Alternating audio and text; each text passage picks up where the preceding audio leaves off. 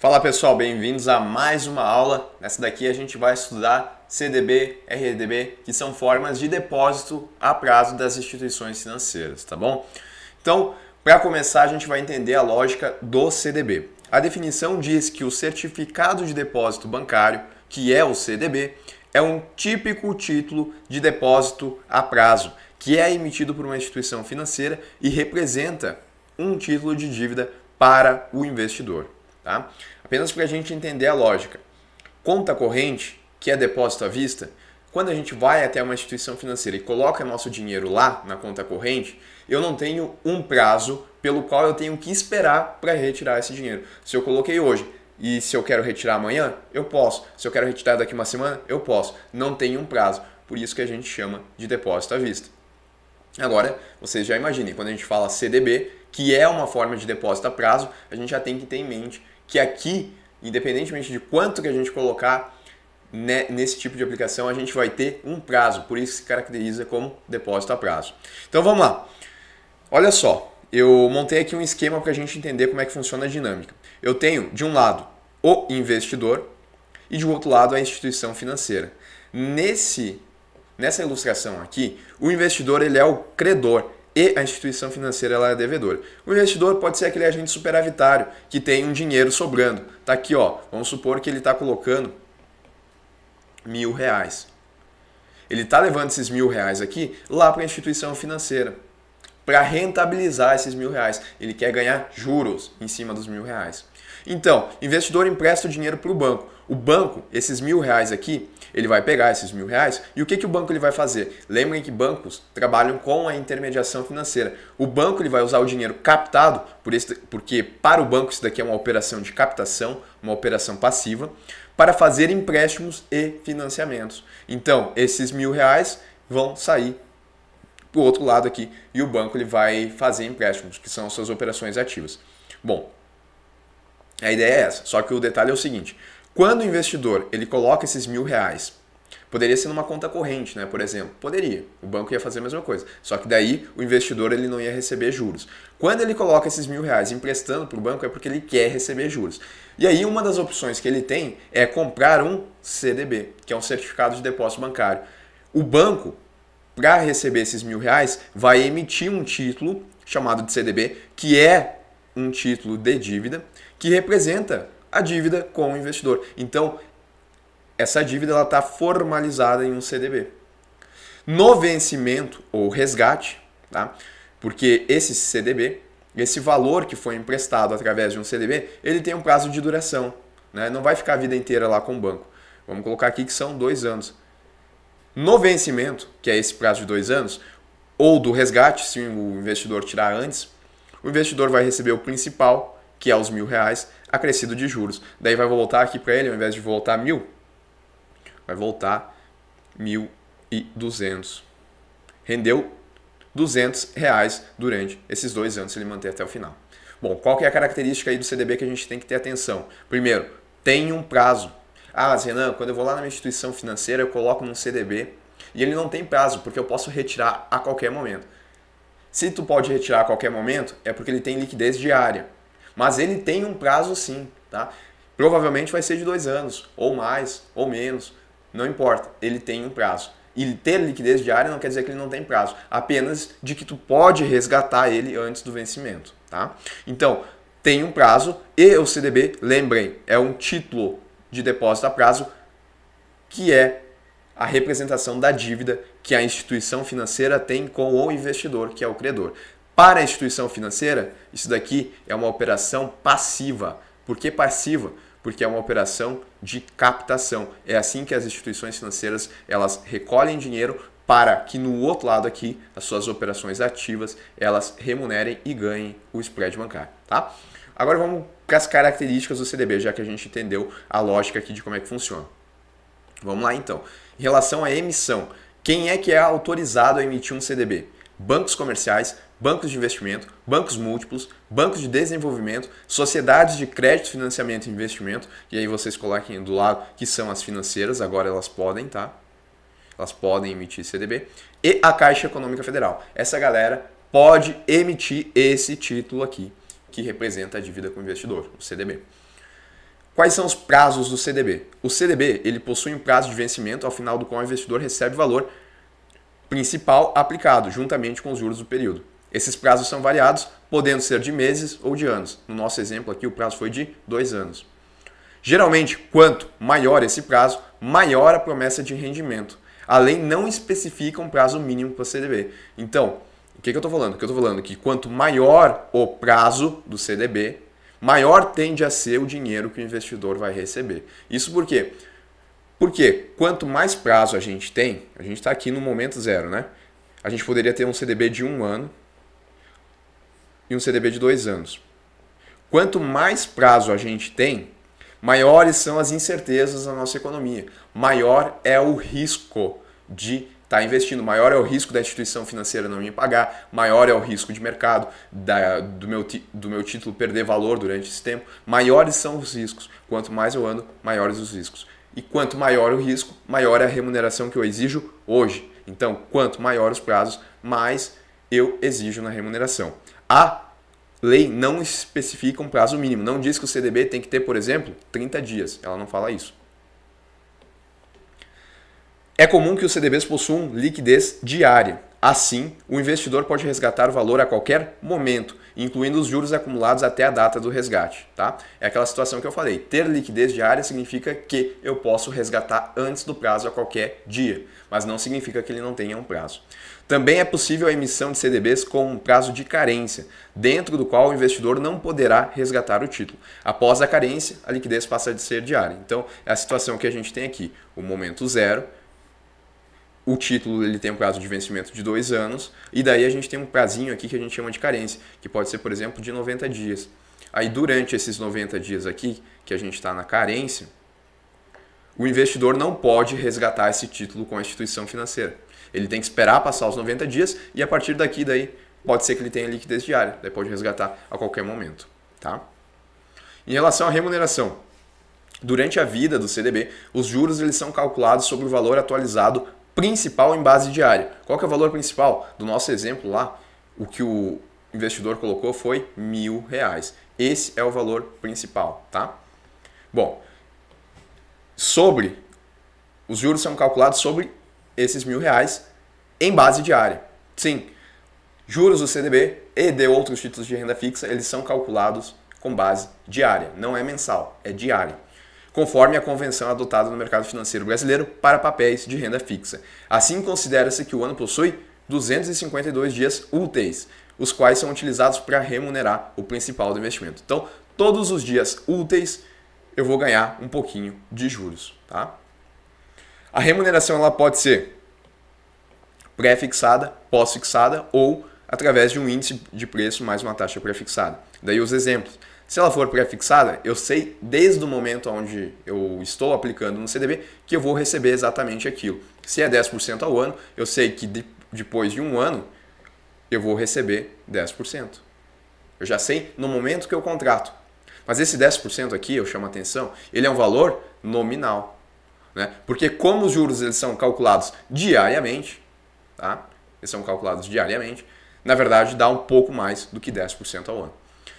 E também é possível pós-fixado. Aí a gente utiliza um índice de referência. Aqui a gente usou o DI. Significa que se no período, nosso investimento foi de 2 anos, se nesse período de 2 anos o DI ele deu 20%, que é uma taxa, significa que eu vou receber 90% do DI. Quanto que é 90% de 20%? 18%. Vou receber 18% de rentabilidade. Né? Aqui era 10% ao ano, vai dar 21%. Não daria 21%, né? 21% se rentabilizasse anualmente. Mas em valores nominais daria 20%. Tá? E aqui deu 18%. Olha o detalhe, na pós-fixada a gente não sabe quando a gente vai contratar ou quanto que a gente vai ganhar, porque a gente depende de quanto que o índice de referência ele vai rentabilizar durante o período. Depois que a gente sabe quanto que rentabilizou o índice de referência, a gente olha para o lado, que é o nosso percentual em cima do índice de referência e aí a gente calcula. Poderia ser 100%? Pode. Daí é simples, né? Se rendeu 20%, o meu também vai dar 20%, porque é 100%. Se for 110%, aí eu tenho que colocar nesses 20%, eu tenho que multiplicar aí por 1,10 para aumentar 10%, tá? E ainda é possível um índice de preço mais uma taxa prefixada, que é o exemplo aqui, IPCA mais 6% ao ano. Aí, ele mescla a característica dos outros dois, né? Porque a gente tem uma taxa prefixada, que é de 6% ao ano, e a gente tem um pós-fixado, que é um índice de referência. Aí, se o IPCA deu, por exemplo, 6% ao ano, e o meu título está pagando mais 6%, eu vou receber, em valores nominais, 12% ao ano. Tá? Eu tenho que olhar quanto é que está dando o meu índice de referência e somar com a taxa que eu tenho prefixada. Quais são os riscos para quem investe em um CDB? Vamos lá. O principal risco é o de crédito. E daí tem a definição, que é o da emissora não cumprir com a promessa de pagamento dos juros ou então do principal. Ou do principal. Mas os CDBs eles contam com a garantia do Fundo Garantidor de Crédito até R$250 mil por CPF ou CNPJ por conjunto de depósitos e investimentos em cada instituição ou conglomerado financeiro. Então, para aquela pessoa que colocou, por exemplo, R$30 mil em um CDB na instituição financeira A, ela está com esses R$30 mil cobertos por essa instituição que é o FGC. Se por acaso a instituição financeira sofrer uma intervenção extrajudicial e não tiver condições de pagar, o FGC vai fazer o pagamento desses R$30 mil, até o limite de R$250 mil por instituição financeira ou conglomerado por CPF, tá bom? Então, isso na prática reduz o risco de crédito, porque se a instituição financeira não pagar, até esse valor o FGC ele paga. Isso, inclusive, a gente chama, tá, da garantia ordinária do FGC. Tem a extraordinária, a gente já vai ver. Também estão presentes o risco de liquidez em títulos com carência. Lembra aquela situação ali que eu tinha colocado que o título ele pode vir, ter 2 anos e nesse período aqui a gente tem uma carência? Aí nesse período aqui, onde a gente não consegue só sacar o dinheiro, isso é risco de liquidez, que a gente não consegue transformar em dinheiro, em espécie. A gente tem que ficar com o título. E também o risco de mercado, tá? Mas aí em títulos pré-fixados e híbridos. Por que nos híbridos? Porque os híbridos têm essa partezinha que é o pré-fixado. O que acontece? Né? Vamos supor que eu fui lá e contratei um CDB pré-fixado de 10% ao ano. Hoje a Selic está 11% ao ano. A Selic, meta da taxa Selic, ela é uma referência no mercado financeiro. Significa que os títulos vão pagar, os títulos de renda fixa, mais ou menos o que a Selic está pagando. Então percebo que o meu está pertinho aqui da Selic, né? Meu CDB e a meta da taxa Selic embaixo aqui. Passados um ano, qual que são as condições agora? Meu CDB, que tem vencimento de 2 anos, vai continuar pagando 10% ao ano, correto? Correto. E a Selic está quanto agora? A Selic agora, ela está em 17%. Significa o quê? Se eu fosse hoje, né, comprar um novo CDB, provavelmente esse novo CDB ia estar na casa dos 16%, 17%. E o meu está em 10%, porque eu fiz há um ano atrás. Tá, tudo bem, eu vou continuar recebendo os 10% até chegar ao prazo de vencimento. Mas olha só, se eu pegar o meu título, que hoje paga 10% e a Selic está pagando 17%, e tentar negociar ele no mercado secundário, esse meu título ele vai sofrer a marcação a mercado. Tá? Que, em termos simples, o mercado vai olhar para ele e vai ver que ele está pagando 10%, quando a taxa Selic está 17%, e o mercado vai me oferecer menos do que esse título vale. Aí se eu vender para o mercado, eu vou, na prática, perder dinheiro do que se eu deixar ele até o final do prazo de vencimento. Por quê? Porque hoje o meu título está valendo pouco, dado que a Selic está valendo bastante. Esse é o risco de mercado. Se eu for vender, aí eu vou sofrer essa perda financeira, que pode inclusive ser maior do que o próprio capital. Se for aqui no comecinho do prazo de vigência, quando sofrer a marcação de mercado, eu posso até perder dinheiro que tem aplicado lá. Vira como se fosse uma característica de renda variável. E se for o contrário, Renan, olha só, meu título é 10% e a taxa Selic agora ela está em 5%. Aí, será que o mercado vai precificar melhor esse título? Claro que vai, né? Eu vou vender, ele está pagando 10% e a Selic hoje está pagando 5% ao ano. Se eu for no mercado, se eu for numa instituição financeira contratar hoje um CDB, ele vai pagar 4%. O meu está pagando 10%. Então o mercado vai avaliar esse título melhor e eu posso ganhar mais do que eu ganharia se eu deixasse ele até o final do prazo pagando 10%. Tá? Risco de mercado. Ele pode acontecer para mais ou pode acontecer para menos.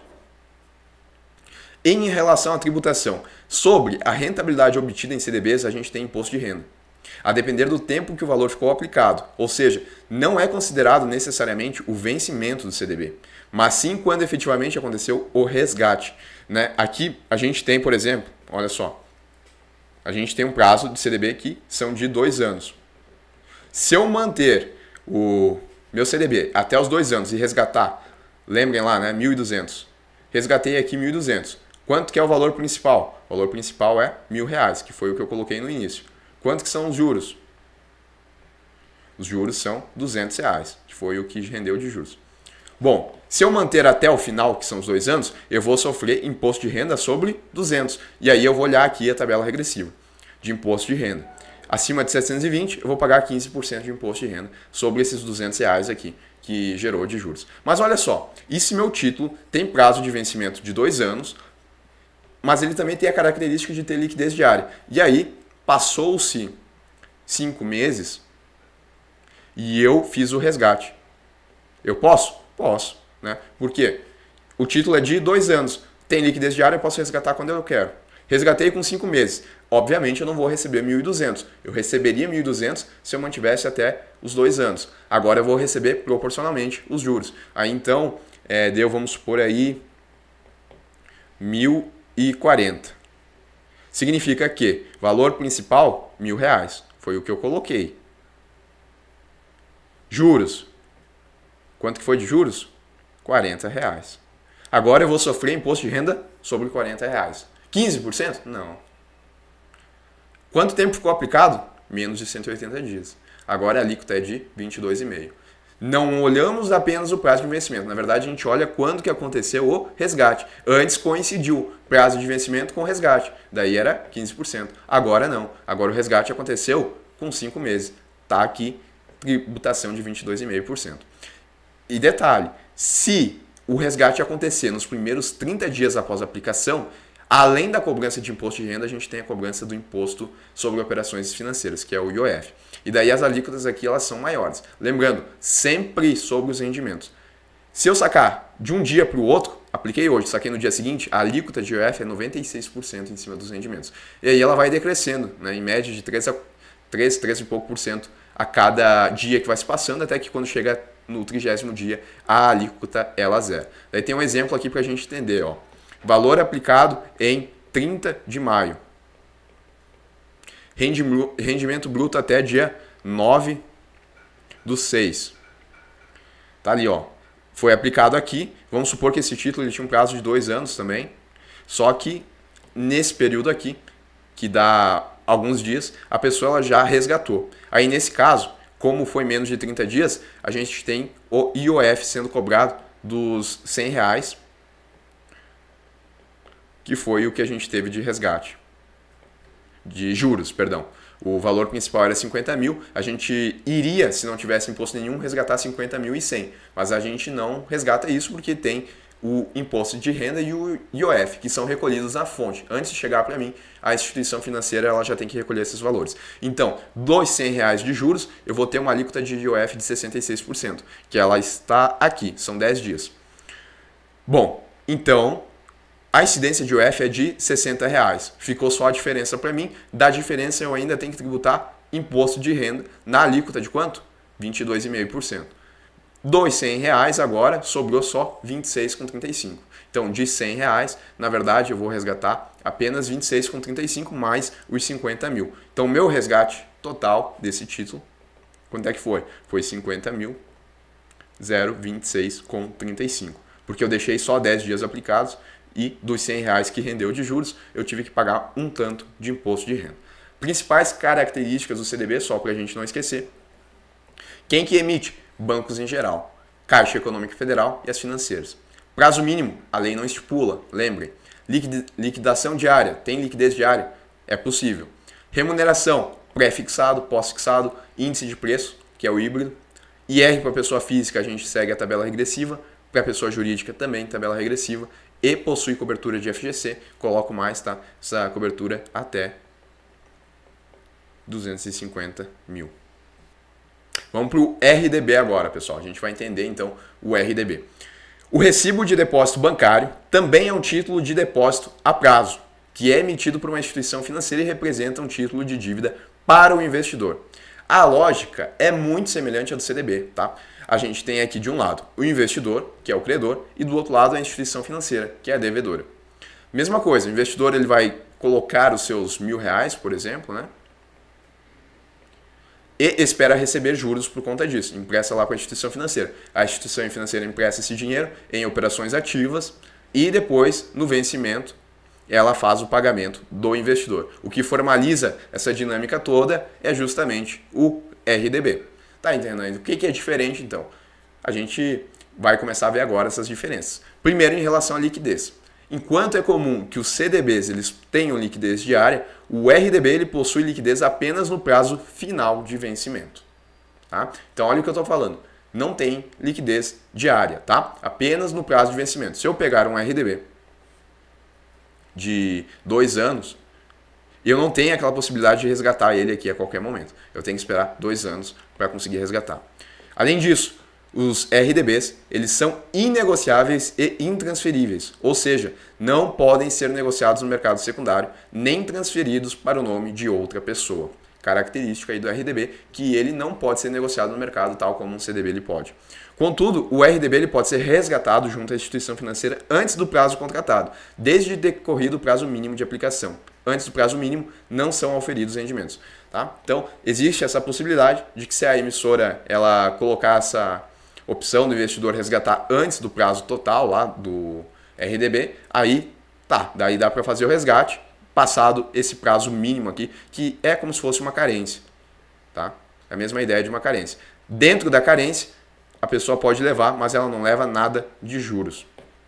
É isso que diz a legislação que cuida sobre o RDB, tá? Tem mais um título para a gente ver. Em relação à tributação, tá? Em relação à tributação, é a mesma coisa. A gente tem a cobrança de imposto de renda, segue a tabela regressiva para pessoa física e para pessoa jurídica. Em relação às possibilidades de remuneração, a gente tem as mesmas, tá? Pode ser pré, pode ser pós, pode ser híbrido. Risco, mesma coisa. Risco de crédito. Risco de liquidez aqui é maior, porque não dá para negociar ele. Risco de mercado em títulos pré-fixados, embora a gente não possa negociar, né? Mas enfim. Tá? As mesmas coisas que a gente viu no CDB. A diferença, aonde que está a diferença, Renan? A diferença está aqui, que eles são inegociáveis e intransferíveis. E, além disso, né, apenas no prazo final de vencimento para resgatar. Essas são as diferenças. Vamos lá para o depósito a prazo com garantia especial, que também é uma outra forma de depósito a prazo. Mesma ideia, tá? Título de renda fixa emitido por instituições financeiras que confere ao detentor um direito de crédito contra o emissor. Então, mesmo desenho, porque é a mesma coisa. Credor, ele vai lá levar o seu dinheiro lá, né? Só que aqui vai ser um montante maior, provavelmente. Vai ser, não sei, 1 milhão. Pode ser. E esse 1 milhão que ele está levando lá, vai emprestar para a instituição financeira vai usar nas suas operações ativas. A instituição financeira vai emitir um título, que é o DPGE, Depósito a Prazo com Garantia Especial, que representa a dívida com o investidor. No vencimento, o investidor ele vai receber o principal de volta acrescido dos juros. Daí vai receber um KK, mais os juros, né? Que pode ser 200 mil. Então, o que muda? Vamos lá. Remuneração, mesma ideia, tá? Pré-fixado, pós-fixado ou índice de preço mais uma taxa pré-fixada. A diferença está aqui, ó. Primeiro no prazo. Lembrem que para o CDB a gente não tem um prazo mínimo estipulado por lei. Para o DPGE a gente tem. E esse prazo ele não pode ser menor que 6 meses. E nem superior a 36, que tem um prazo máximo também. Então, um DPGE ele é emitido entre 6 meses, no mínimo, até 36 meses. 6 vezes 6, né? 36. Então, de 6 meses até 3 anos. Esse é o prazo de um DPGE. Resgate antecipado? Não pode, nem parcialmente. Parecido com o RDB nessa situação, tá? Não tem liquidez. Até o vencimento. Garantia especial? essa é a característica distintiva do DPGE. Tanto é que o nome dele é de garantia especial, né? Vamos lá, o DPGE ele possui cobertura do FGC, RDB também possui, tá? Eu não falei, mas aqui, ó, entre as características, RDB também está coberto pelo FGC. Ele tem até 250 mil. Já o DPGE ele tem cobertura de até 40 milhões. Até 40 milhões. Daí a mesma ideia, por CPF ou CNPJ, por instituição financeira ou conglomerado financeiro. 40 milhões. Né? Então a garantia é maior. Lembra que eu falei que a garantia ordinária era 250 mil? Pois é, essa garantia aqui de 40 milhões é o que a gente chama no FGC de garantia extraordinária.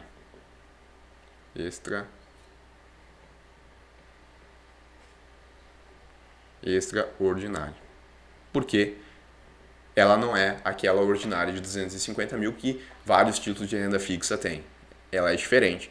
Esta aqui é maior, por isso que eu disse que aqui provavelmente vai ser um valor maior do que 250 mil, né? Porque pensa assim, na cobertura do FGC chega só até 250 mil. Se eu tenho 1 milhão, se eu tenho 10 milhões para aplicar, eu vou aplicar no CDB? Não faz sentido, né? Porque daí eu vou estar correndo um risco de crédito maior. Aplica no DPGE, porque a cobertura do FGC é de até 40 milhões. Tá? Em resumo, aí as principais características do DPGE. Quem que emite? Os mesmos que emitem o CDB. Prazo mínimo, 6 meses. Prazo máximo, 36. Remuneração pode ser pré, pós ou índice de preço. IR, pessoa física e pessoa jurídica, tabela regressiva. E FGC, cobertura de até 40 milhões. Pessoal, a gente para por aqui e volta na sequência para resolver as questões.